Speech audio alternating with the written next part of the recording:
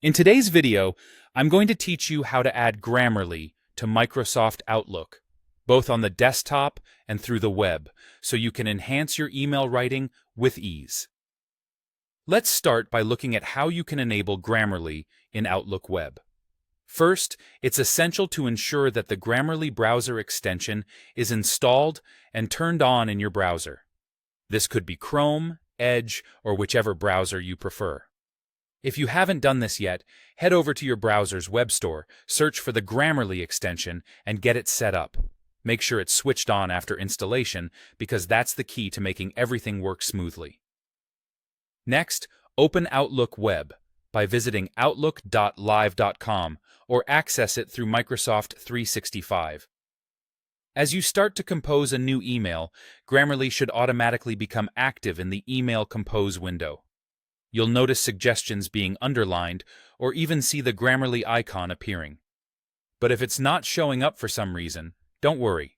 Click on the Grammarly extension icon in your browser and make sure it's set to check for writing suggestions for Outlook's domain. You can do this by ensuring the relevant option is turned on. Once that's confirmed, go ahead and refresh the page or restart your browser. This usually kicks things into motion. Once Grammarly is activated, you have the opportunity to click on each underlined suggestion to either accept or dismiss corrections. Plus, you can explore options to check the tone, clarity, and more, enhancing your email communication effortlessly. Now, let's move on to how you can integrate Grammarly with Outlook on your desktop, specifically for Windows users. First, you'll need to download either the Grammarly for Windows or Grammarly for Microsoft Office installer from the Grammarly website. Once you've got that downloaded, run the installer.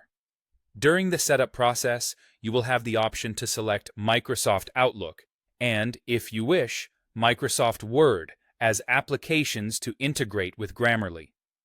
When the installation completes, make sure to close and then reopen Outlook. Upon reopening, you should notice a new Grammarly tab or option appearing right there in the Outlook ribbon or menu. When you begin composing or replying to an email, you can open the Grammarly pane via the ribbon. This makes Grammarly's power available directly within Outlook, checking your text for grammar issues, clarity, tone, and more. This integration helps streamline your proofreading process and ensure your email communications are top-notch. With these steps, elevating your email writing with Grammarly in Outlook becomes a straightforward task, making your communication more effective and polished.